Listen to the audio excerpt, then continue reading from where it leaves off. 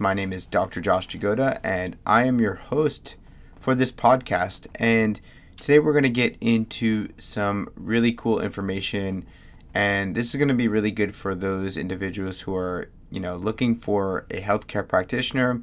You're looking for some sort of therapist, and this could be as a result of maybe you're, in that constant search for who can help me, who can't help me. Who should I go to? What should I look for? Because I get a lot of patients who, first of all, they inquire to see if I'm a good fit for them. And at the same time, I'm actually doing the same thing. I don't want to treat somebody who I can't help. And it's really frustrating as a practitioner when somebody comes in with something that I'm not an expert in. So I do my very, very best to make sure that they don't get in the office in the first place. And I try to direct them to an external source. So what that means is that I actually have to go up and look up some providers and try to get to them. So if you're looking for a practitioner, maybe you're looking for a therapist, this could be anything, guys. It doesn't need to be a chiropractor. It could be a physical therapist. It could be a chiropractor. It could be a massage therapist. It could be gastroenterologist. It could be somebody you need for some sort of nutrition diet plan, personal trainer. It really can apply to a lot of aspects with regard to your health and wellness. So again, I get this question a lot, and who should I see? And sometimes I just don't always have the answers, but it's a common question because I get this question and then I have to do the research. And I'm going to give you some resources that you guys can use, not only within my profession, but kind of as a guideline and a framework that you can follow if you're looking for a practitioner, if you're looking for a therapist, and if you're looking for somebody to help you with your own health. Or I guess you could apply this to anything, whether it's, a finance or a professional that you're just looking for, a real estate agent. It doesn't really matter. I guess you can apply the same concepts, but let's keep it on topic in terms of health care. So I guess the number one resource at your fingertips would be, the internet and referrals. I guess those are the two things that people would go for. I'm going to start with referrals because referrals is awesome. It's great when you have a little bit of a local community and a little bit of local people who are referring. But, if somebody comes to you and says, hey, I need my back adjusted, or I need to find out what I need to do, and I'm having this nutrition problem, and you have another friend or family member that already went to that specific practitioner to help them with that similar type of condition, then that person can be a likely resource. That person can be a good resource, but you have to also realize that there are a lot of things that do and do not line up with regard to referrals. And one of those things is straight up the condition. The condition can be different for you than what you think it is. And your friend giving you that referral is not necessarily trying to steer you in the wrong direction, but they're just saying, hey, this person helped me. I really highly recommend them.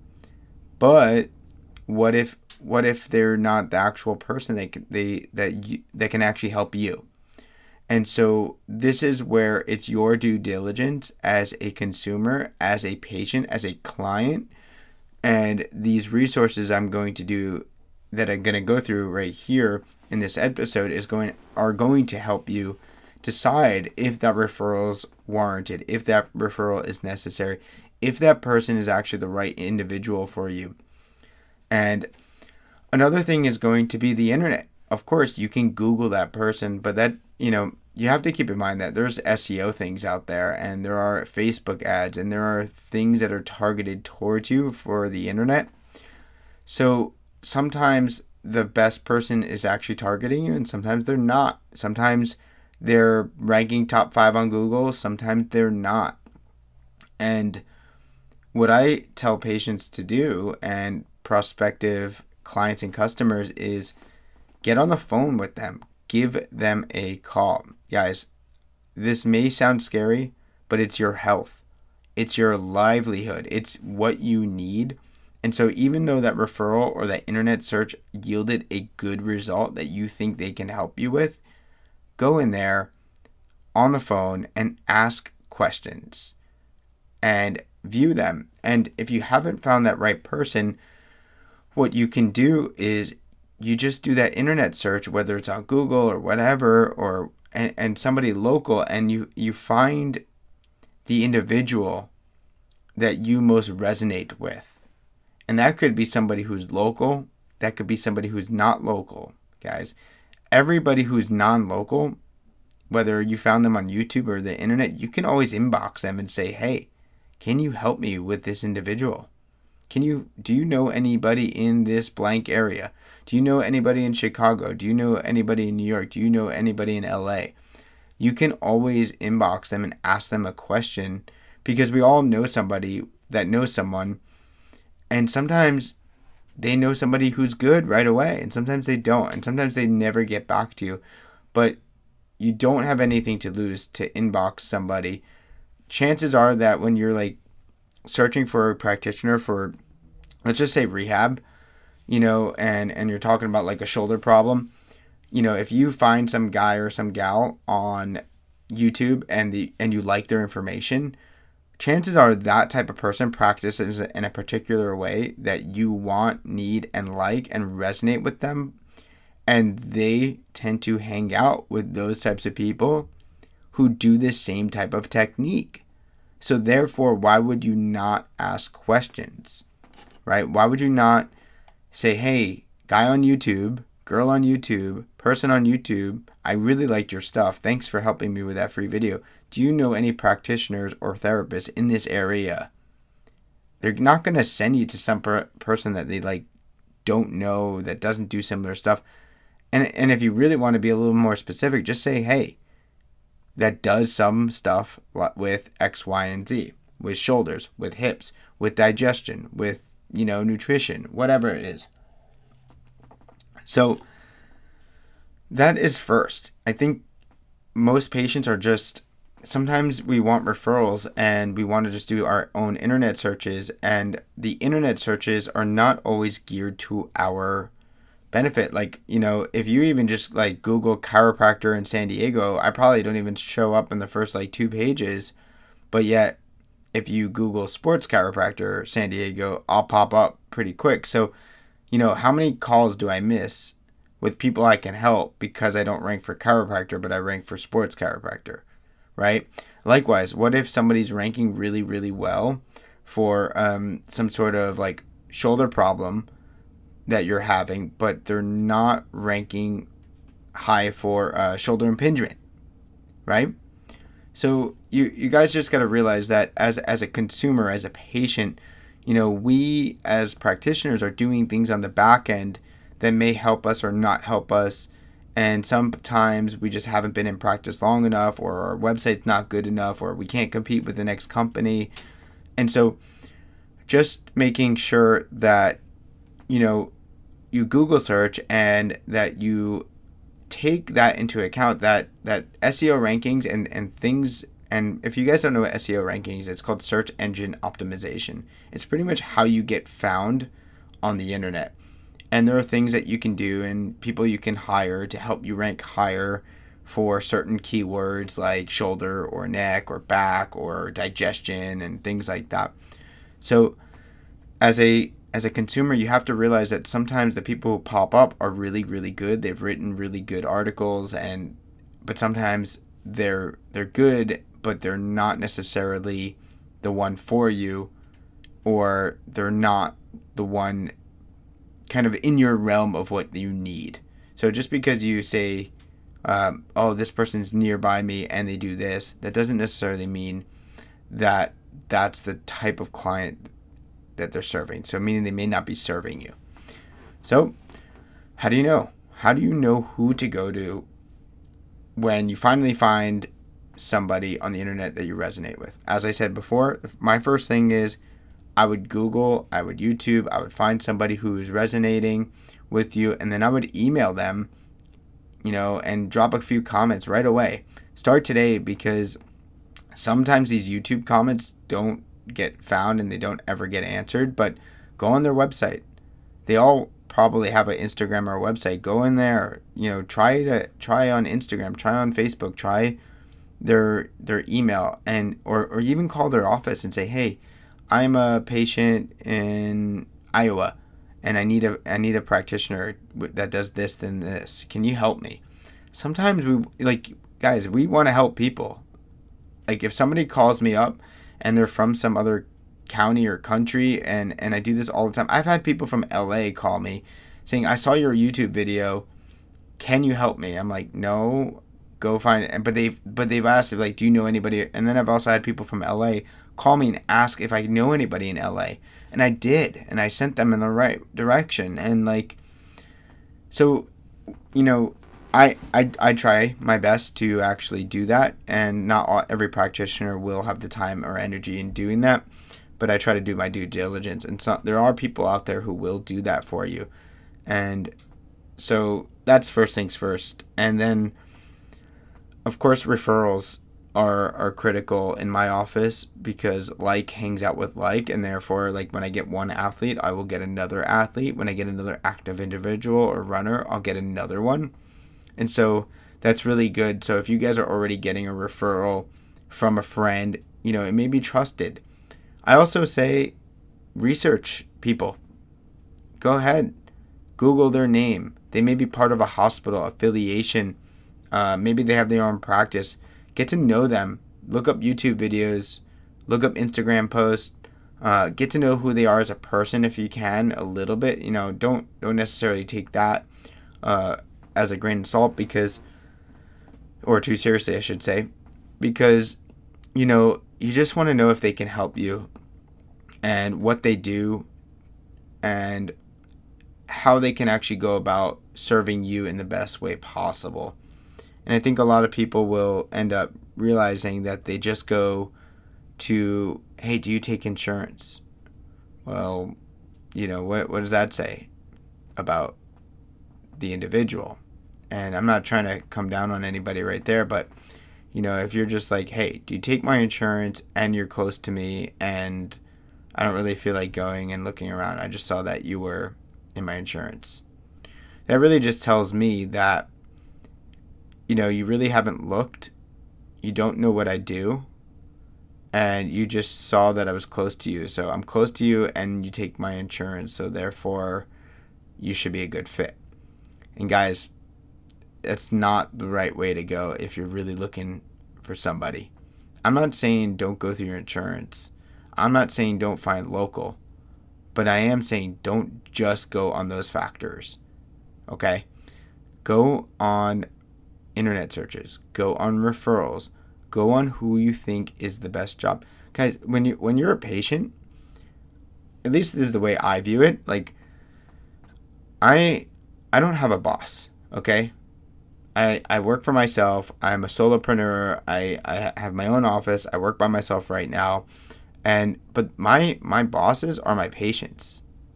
And I don't get bossed around by them, but I serve them.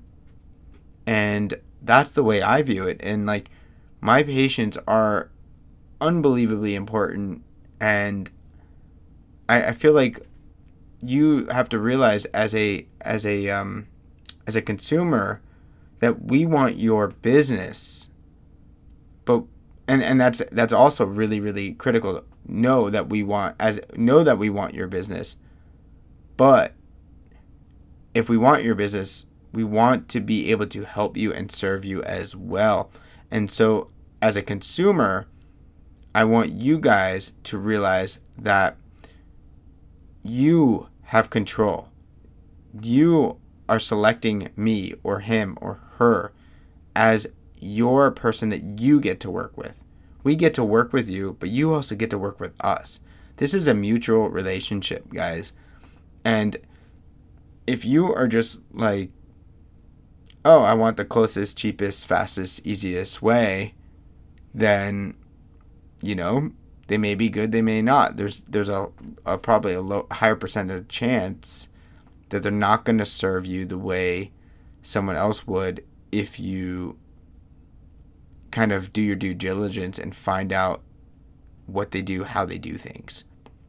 That's just my thought, because I know that when, I needed a dentist and stuff like that. I moved from New York all the way to California about 5-6 years ago, and I needed a good dentist. And my dentist in New York already had a great referral for me right off the bat. I mean, but first of all, let me just say that a dentist for me is really important. And, I figured that I was always going to find my chiropractors and out there and stuff like that. So I'm going to find my peoples out here. But I need a dentist that was reliable, especially, I think, a dentist. I feel like, I don't know, maybe it's just me. Sometimes I'm a little skeeved out by, you can't really tell what's going on with your like your dentistry. I don't know, with your teeth. So I needed somebody right away. And I got a good referral across the country, guys. Like, right away, very quick. And this person did not accept my insurance. They still don't accept my insurance. By the way, I don't even get insurance from them because I always pay cash. And that, like, yeah, they just so happen to be fairly close to me. They're not the closest, but they're fairly close. And if you live in a major city, you're going to probably find somebody pretty good, very close anyway. So that's kind of it. But guys, do your research on it. Do your Googling, do your YouTubes, like take a look and see if you know them.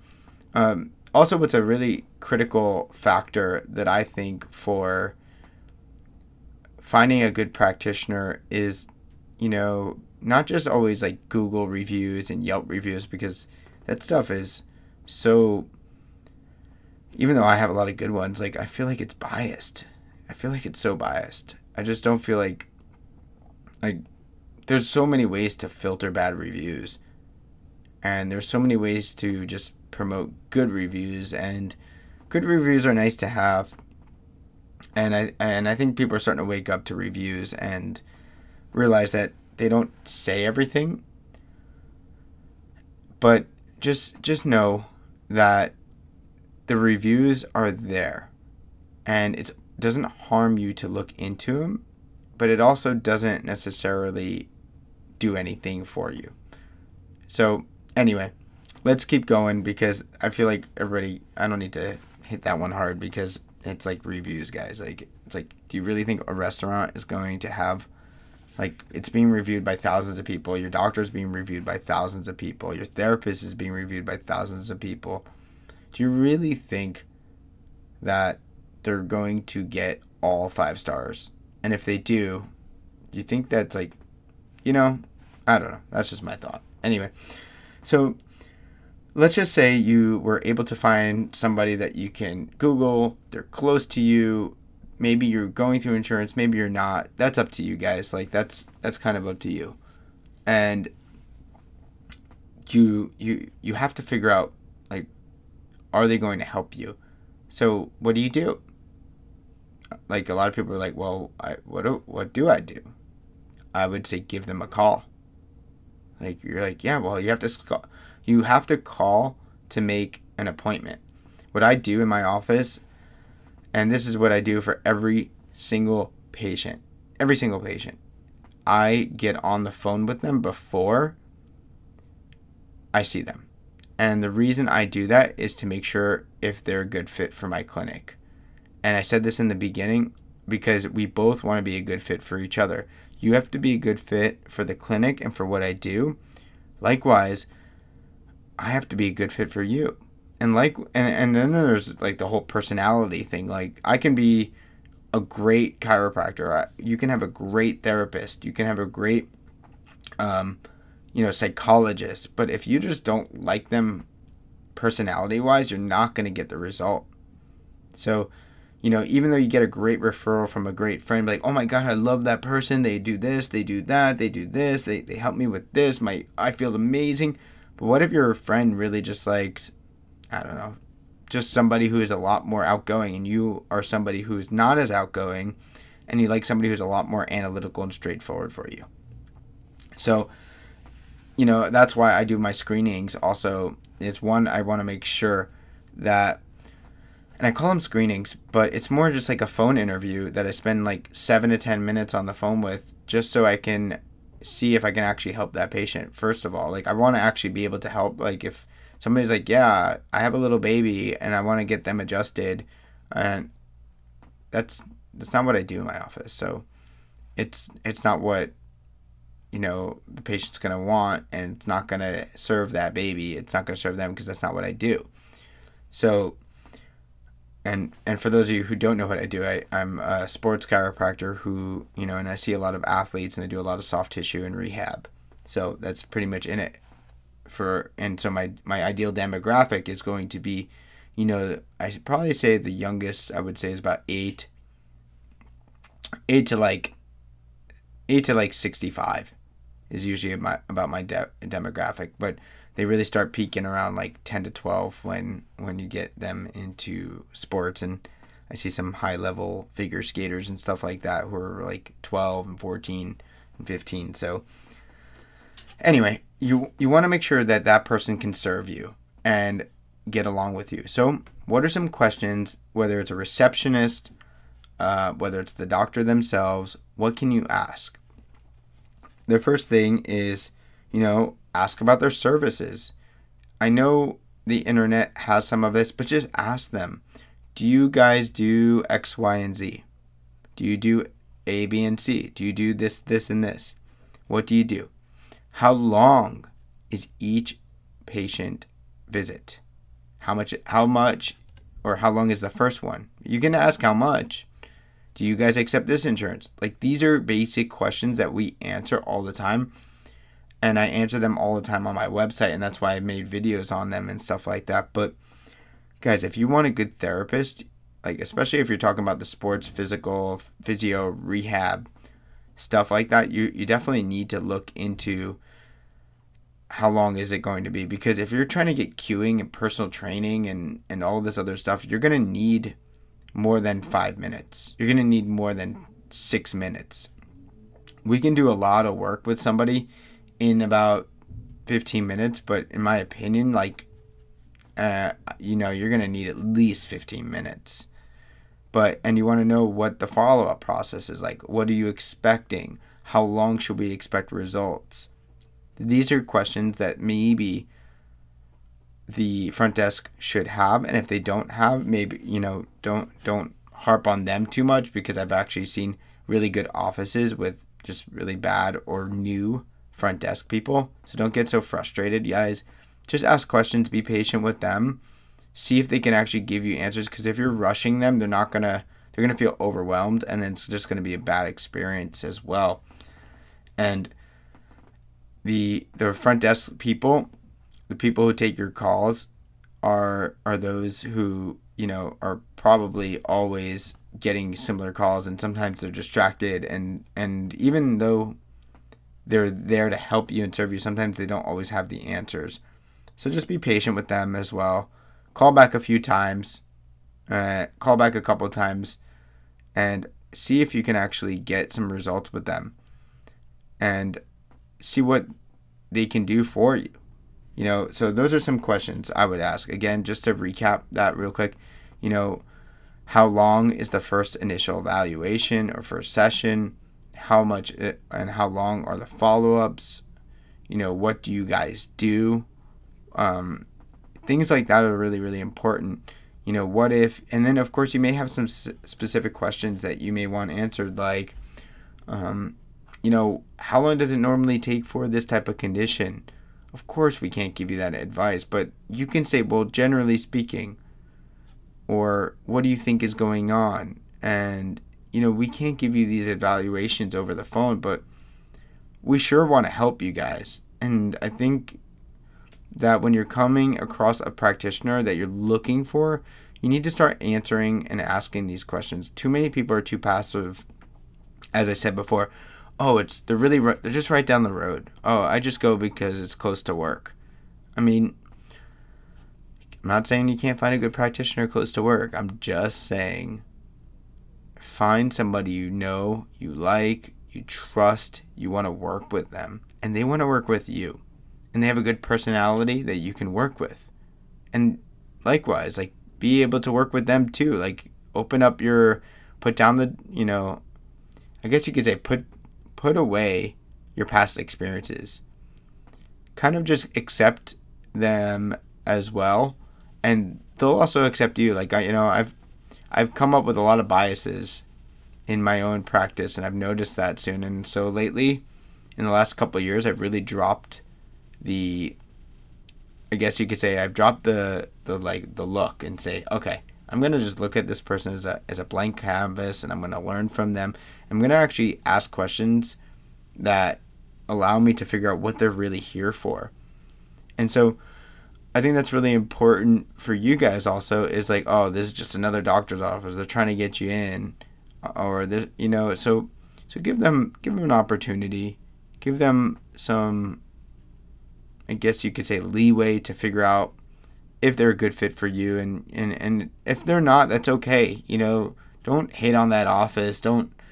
Just move on, because that's holding that with you is just not going to help you either. So, and ask them too, hey, do you have another referral for me? Do you have another suggestion on where I should go if you guys can't help me with this? That sometimes, guys, that is the best question you can actually ask them. Is like, no, we can't help you with your shoulder because we don't do shoulders. Can you help me with, I don't know why I'm stuck on shoulders, but, can you help me with, finding another doc in the area and I always ask those people who call me up and say, hey, where do you live? I might have a referral for you. How far are you willing to travel? I think that's great when I can hear patients say, hey, I'm willing to travel, here and here. And that's okay. If you can't travel that much, then just find the best you can within that area. So that's about it for the people and the places and the questions that I would ask, because it's more important for you guys to answer these questions or ask these questions and have these questions answered by us than anything else. It's your health. You have to take responsibility for it. You have to know and like and trust that individual, and they could be great, like I said, but if you clash with them, man, doesn't matter what that doctor does, doesn't matter what you do, you're not going to get results. So make sure you want to work with that person. Make sure that they're willing to work with you, and that it's a good fit for each other, not just for you, not just for them. And so that's my thought on that. But some resources that you guys can go to that I'm going to give you, aside from just Googling and doing some random blind searches. But if you're in the chiropractic world, which is what I am in, so I'm going to give you some good resources there. In addition to that, you may find some other types of practitioners, such as massage therapists, PTs, and athletic trainers and stuff like that. There are some phenomenal ones out there that know a ton of stuff, and some trainers as well. So, Rehab to Performance is a good one. So I think it's r2p.com or something like that. That's a good one. Then you can also, and that's like for rehab and stuff like that, as I said. And then you have Active Release Technique, which is called ART. And that is something we do in our office, but it's very specialized muscle work. So you can go to the activerelease.com and you can find a practitioner near you. This is the exact advice I would give somebody who called into my clinic and said, hey, can you find me somebody in this area? Like, this is what I would normally do. And also Graston technique. That's Graston. And those are like the stainless steel soft tissue tools that do scraping. And that's a phenomenal technique as well. So those two people right there, or all these people that or all these methods that I'm kind of throwing at you right here, are going to help serve you so that you can, I guess you could say, get more management of not just your spine or your back, but more your legs, your foot, your ankles, your hips, your extremities, your shoulders, your elbows. So it's going to be a little bit better for those people who are a little bit more active and are not just spine fixated. Now, I'm not saying that you won't deal with your spines and manage your spines, but if you hurt your shoulder or something like that, or an elbow, this is another option for you. So I said active release, I said Graston technique. Again, all these places can be Googled, or there's a search function on their website and things like that. So another great resources is the acbsp.com. That's the American Chiropractic Board of Sports Practitioners. So pretty much this means that those individuals have went through some additional board certifications in order to get their sports degree. And to get that sports degree, you need to do, as a minimum, if you're a CCSP, you need to do a minimum of 120 extra hours. And that may not seem like a lot, but it's pretty much like once a month you're going for about a year, and then you have to take a test and pass. And it's all about like exercise and rehab above and beyond. And it's postdoctorate, so it's not something that you do while you're in school. It's something after you already graduated. So it's a little bit higher level. And all these other courses that I just mentioned are at a higher level and a premium price for the practitioners and the therapists. So you do get quite a bit extra training as that practitioner, as that personnel. There are so many other places out there that will do it, but find somebody who has certifications, who is knowledgeable, who is reputable, who has some sort of YouTube or Instagram or Facebook presence, who has our own website and has a referral for you guys. Like if you have all that, and then you can call them up and say, hey, I was referred from John and Mary. They referred me over, and I checked out your website and I looked at your Instagram. You don't have to say all this, but and then I just have some questions for you. You seem like you might be able to be the one that can help me. What do you think of this, and this? And then you ask your specific questions, and then you get them answered, and then you make a decision right there, guys. That's it. It's that simple. It's that easy, but it will take some research. And if you're one of those analytical people, sometimes I can really be that person. I'll put you guys in a spreadsheet, and I'll be like, okay. And by you guys, I mean my doctors that I'm looking for. I'll put them in a spreadsheet and be like, what did I like? And I'll put notes in there. I'll be like, what did I like about the front office? What did I look about this way?